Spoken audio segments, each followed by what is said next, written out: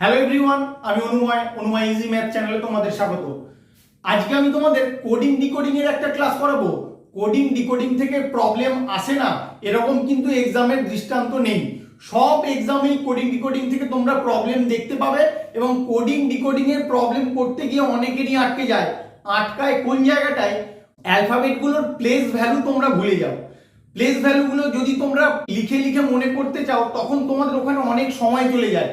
তাই আজকে আমি যে তোমাদের ট্রিকটা শেখাবো সেই ট্রিকটা যদি তোমরা একটু মন দিয়ে দেখো তাহলে খুব সহজেই তোমরা দেখা মাত্রই কোন অ্যালফাবেটের কি প্লেস ভ্যালু মনে রাখতে পারবে এবং পরীক্ষায় প্রবলেমগুলো অনায়াসেই সলভ করতে পারবে। কোডিং ডিকোডিং এর মেইন জায়গা হলো অ্যালফাবেটের প্লেস ভ্যালুগুলো মনে রাখা। যদি প্লেস ভ্যালুগুলো তোমরা ঠিকঠাক মনে রাখতে পারো তাহলে কোনো প্রবলেমই তোমাদের আটকাবে না। তাহলে আসো কি করে মনে রাখবে তার ট্রিকটা আজকে তোমাদেরকে শিখিয়ে দেই। আমি দেখো এ থেকে জেড পর্যন্ত লেটারগুলো লিখে ফেলেছি। তাহলে আমার ফার্স্ট লেটারটা কি হয়? এ। এ কতই হয়? 1। তোমরা জানো এ হয় 1। আর কতগুলো লেটার আছে? 26টা লেটার আছে। তাহলে জেড হয় 26। এর পরে কি আছে? বি। বি হয় 2, এটাও তোমরা জানো। তারপরে সি। সি হয় 3। তারপর ডি। ডি হয় 4। এত অবধি তোমরা জানো, এত অবধি কোনো প্রবলেম নেই। তারপরে এখানে 26, তার আগে কত হয়? ওয়াই। Y Z. ওয়াই মানে হবে 25। এই মাঝখানের অ্যালফাবেট গুলো মনে রাখতে হবে কার কত প্লেস ভ্যালু। ই এর ক্ষেত্রে আসো। ই কি করে মনে রাখবে তোমরা? ইভিনিং কটায় হয়? ইভিনিং হয় 5টার সময়। তাহলে ই এর প্লেস ভ্যালু হবে 5। এইভাবে মনে রাখতে হবে। এফ, কোনো কিছুকে তুমি ফিক্স করে দাও। ফিক্স কটার সময় হবে? ফিক্স হবে 6। ফিক্সের সময় 6 এ তুমি একটা মিল পাবে, ফিক্স হচ্ছে 6। বাট জি, জিটা কি করে মনে রাখবে? জিতে দেখো এখানেই কিন্তু একটা 7 এর মতো তুমি দেখতে পাচ্ছ। তাহলে জি 7। আর এইচ, এইচ কে তুমি যদি ডিজিটালি দেখতে চাও তাহলে কি রকম ভাবে হবে? এটাকে যদি এই দুটো অ্যাড করে দাও তাহলে কত দেখাচ্ছে? 8 দেখাচ্ছে। তুমি যখন ডিজিটালি কোনো 8 কে দেখবে তখন ঠিক এই রকম ফর্মে দেখতে পাবে। তাহলে এইচ এর তোমার প্লেস ভ্যালু হবে 8। এরপরে আসো আই। আইটা কি করে মনে রাখবে? এমন কিছু কিছু লোক আছে তোমরা তাদেরকে যাই জিজ্ঞেস করো না কেন বা তোমরা যা কিছু সম্বন্ধে কিছু বলো না কেন তারা কিন্তু কখনো হার মানে না। তারা সব কিছু জানে। তার মানে কি? I know. তারা সব জানে, তুমি যাই বলো না কেন আই নো। এটাকেই তুমি যদি একটু অন্যরকম বলো I know. I know.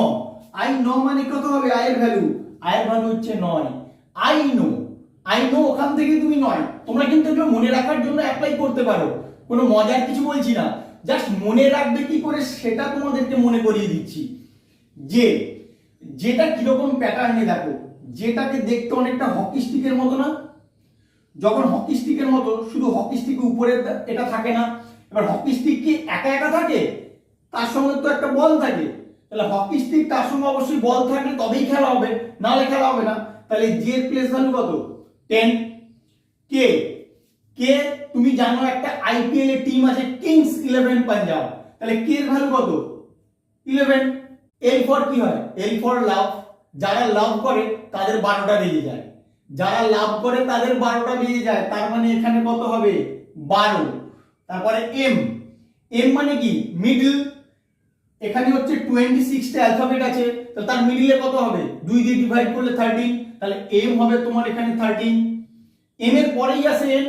M যখন 13 হলো, এন কিন্তু তোমার হবে 14। এটা খেয়াল রাখবে। তাও তোমাদেরকে মনে রাখার জন্য বলে দিচ্ছি, এন ফর কি হয়? এন ফর হয় নভেম্বর। বা নভেম্বরের কোন ডেটটা তোমাদের ভালো করে মনে থাকে? 14 নভেম্বর, মানে চিলড্রেন্স ডে। সেভাবেও তোমরা মনে রাখতে পারো। তাহলে ওই জন্য এন সমান 14, চিলড্রেন্স ডে। ওর প্লেস ভ্যালুটা তুমি কি করে লিখবে? ও ফর কি হয়? অক্টোবর। অক্টোবরের আমাদের যাই ডেট মনে থাকুক না কেন 15 অক্টোবরটা তোমরা কিন্তু খুব ভালো করে মনে রাখবে। তার কারণ 15 অক্টোবর হচ্ছে এপিজে আব্দুল কালামের জন্মদিন। ওয়ার্ল্ড স্টুডেন্টস ডে ওই দিন সেলিব্রেট করা হয়। তাই ও সমান 15 তোমায় কিন্তু মনে রাখতে হবে।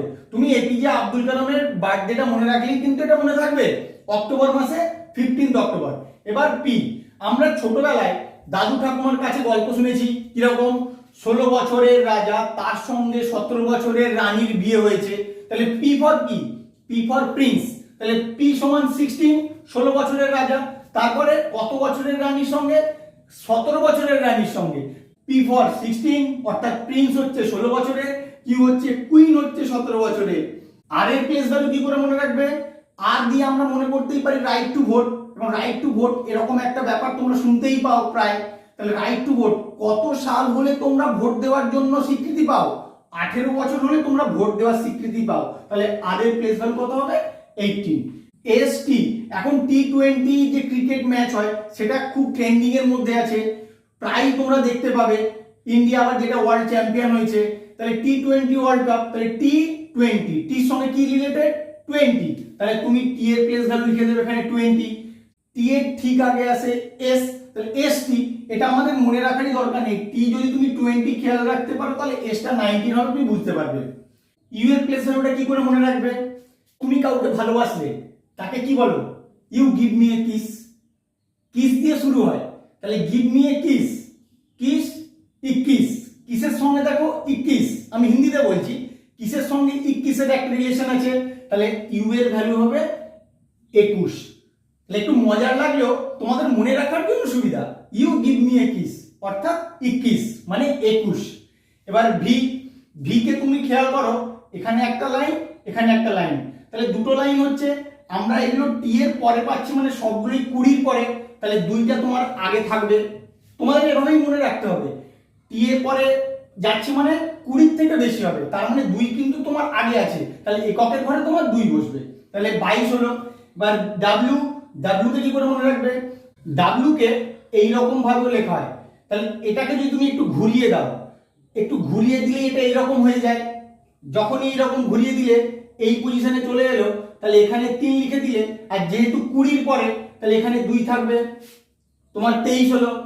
এক্স, এক্স কে খেয়াল করো, 4টে লাইন আছে, 1 2 3 4, 4টে লাইন আছে, 4টে লাইন এইখানে এসে কাট করেছে, তাহলে এখানে এককের ঘরে হবে 4, আর 20 পরে বলে দশকের ঘরে 2 আছে, 24, আর 25 আর 26 তুমি আগেই পেয়ে গেছো। তাহলে এইভাবে তোমরা কিন্তু প্লেস ভ্যালুগুলো মনে রাখবে। তোমরা যদি একবার ভালো করে ভিডিওটা দেখো, প্রত্যেকটা প্লেস ভ্যালু তোমাদের মনে থাকবে। যদি একবারে না মনে থাকে আর একবার দেখে নেবে, আশা করছি আর কোনোদিনও ভুল হবে না।